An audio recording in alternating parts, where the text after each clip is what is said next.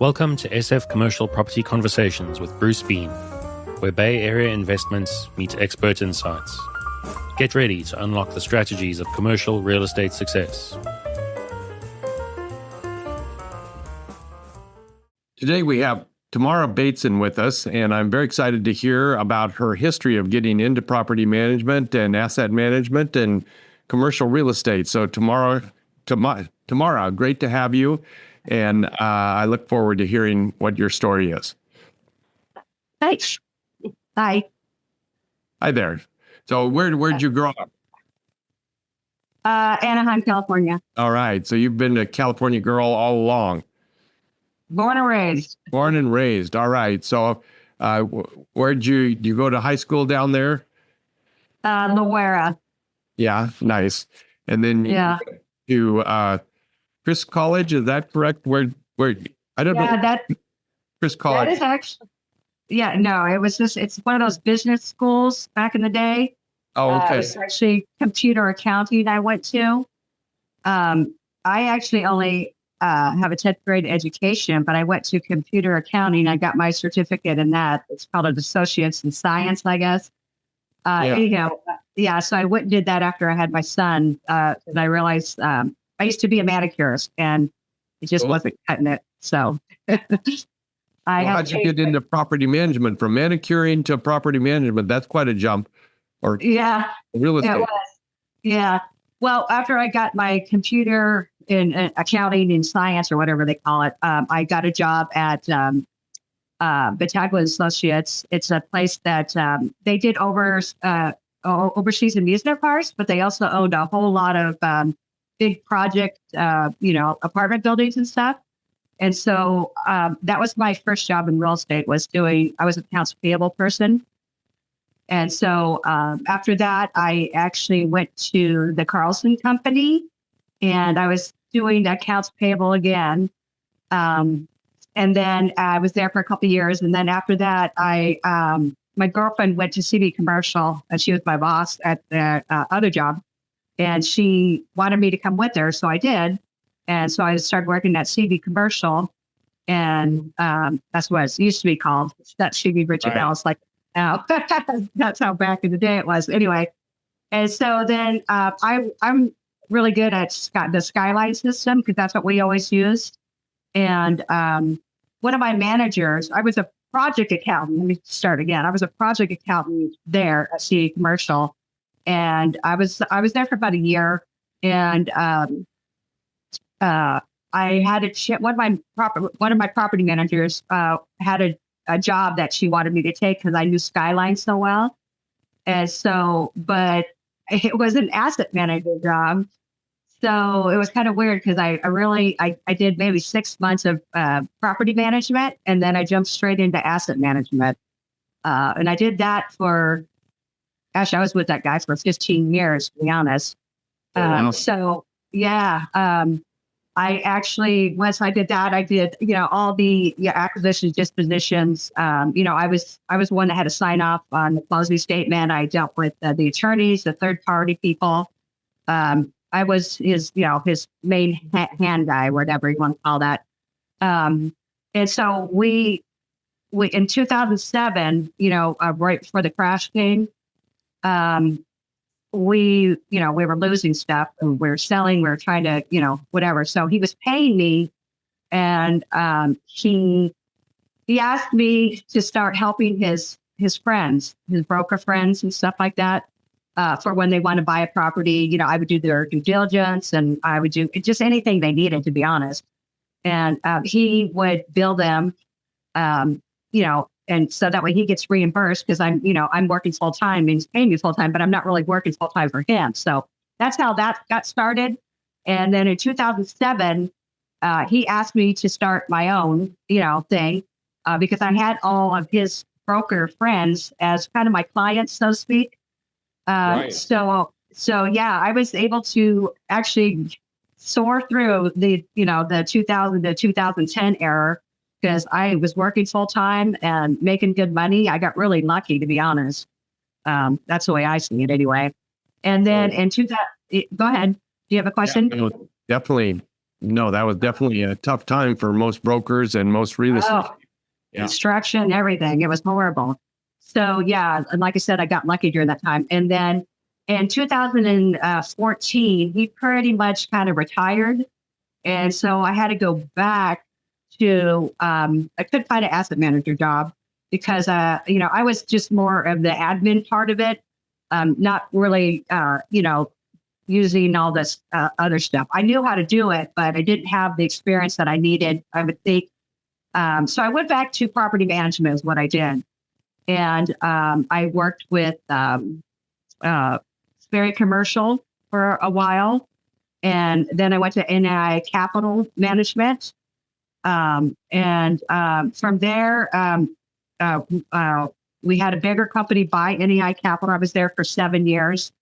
And then they bought us out. And then after a year and a half, they closed the California thing completely down. Wow. And they fired all the clients and they, or whatever, let go of everybody, so to speak.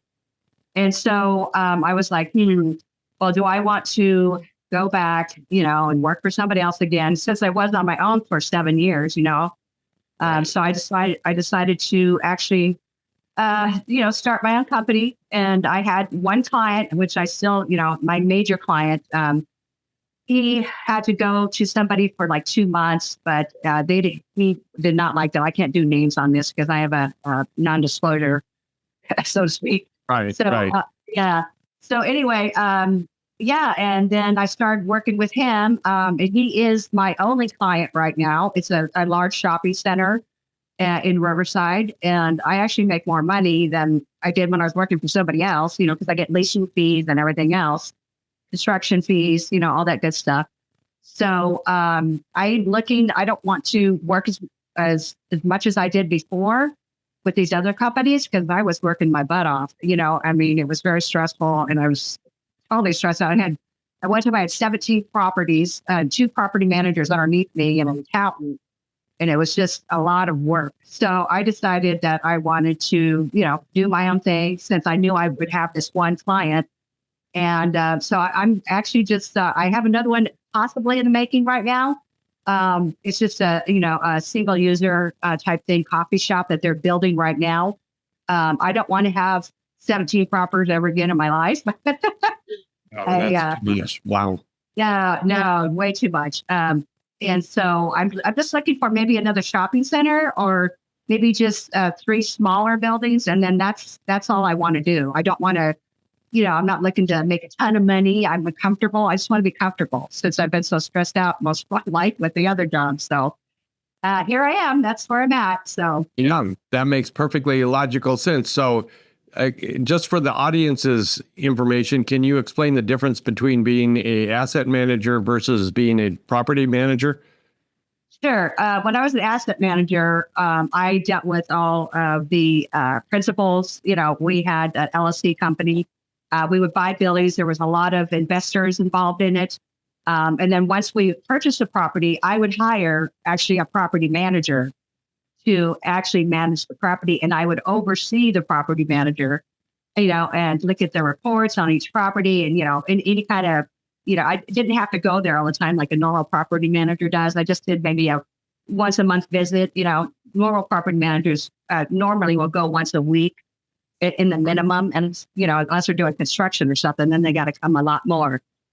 So that is pretty much the difference. Property management is a little bit more, shall I say, stressful because you're dealing with the day-to-day stuff. I would only get a call if there was an emergency or something like that, when I was an asset manager. Like I don't know if you remember back in the day, the Scripps fire in San Diego, middle of the night. Yeah, it was a while ago. Our building was just right there. And it was, so my property manager called me like, I don't know, it was like 1:00 in the morning. And, obviously we got through it, but it was iffy because the fire was like literally almost across the street. So it was kind of scary. So, just emergencies come up left and right. You never know what's going to happen. Floods, no HVAC. There's all kinds of things that can happen. Oh yeah. As a property manager, it's a day by day. Yeah. Yeah. You got to do the trash. You got to do everything. The janitorial. where the Security. yeah, every little thing. It's really hard to find a good security guard, by the way. Oh no, yeah. Well, it's hard to find property managers right now, right?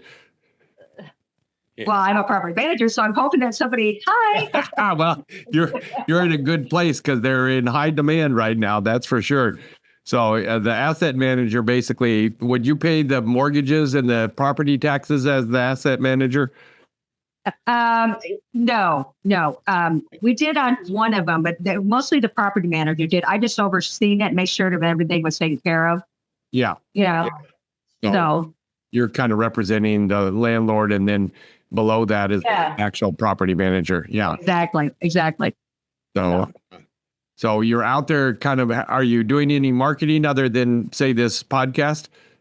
No, well, just word by mouth. I know a lot of brokers in the business throughout my years, and I've tried to reach out to them. I've had some of them actually bring me some stuff, but it didn't work out for me.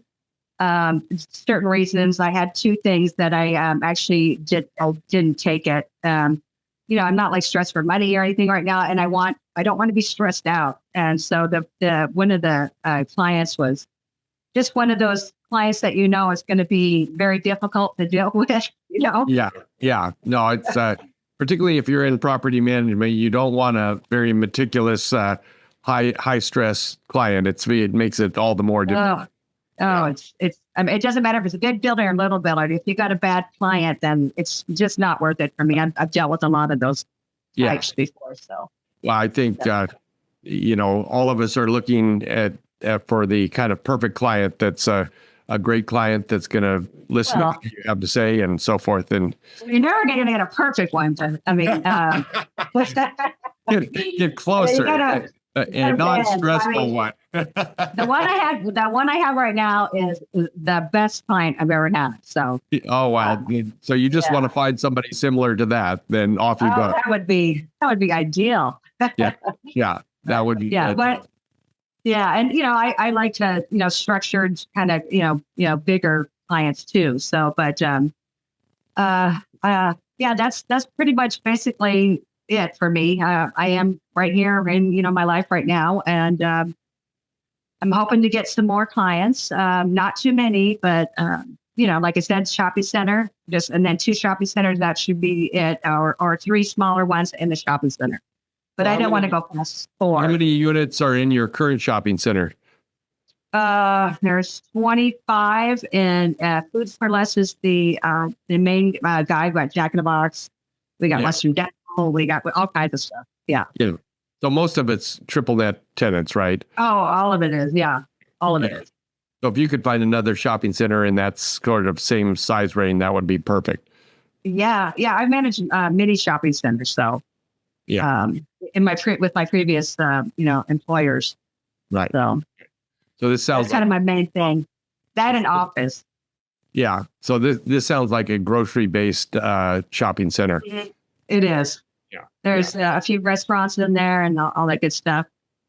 So it's a really profitable shopping center, and it's right in the middle where there's not a grocery store around for quite a while. So this is one of the busiest shopping centers I've ever had. Well, but there's down things. It's by Riverside College University. Okay. Yeah. And so unfortunately there's, I know there's homeless people everywhere, but it's really bad there because we have a recycling center there too. And that just, so we have to have a really tough and really good security company. Otherwise we just have lots of issues, so, which I've got one in place now. So. Perfect. Yeah. So if you own a shopping center out there, audience, and you're in the LA area, Ta'mara, where would they get a hold of you? You can call me at 949-378-7333. And my email address is Ta'mara@tbres.net. That's TAMARA@tbres.net. That stands for TB Real Estate Services. Perfect. Well, this was great fun. I look forward to talking to you again in the future here. Yeah. I was kind of hesitant, kind of like, why would I be on this? You know what I mean? But I do have a lot of experience, I guess. Yeah. No, you're perfect. Yeah. Great. Yeah. All right. All right. That's a wrap on today's journey through the SF commercial real estate scene. Ready to share your story? Visit sfcommercialconversations.com/guest. Your insights could lead the next conversation.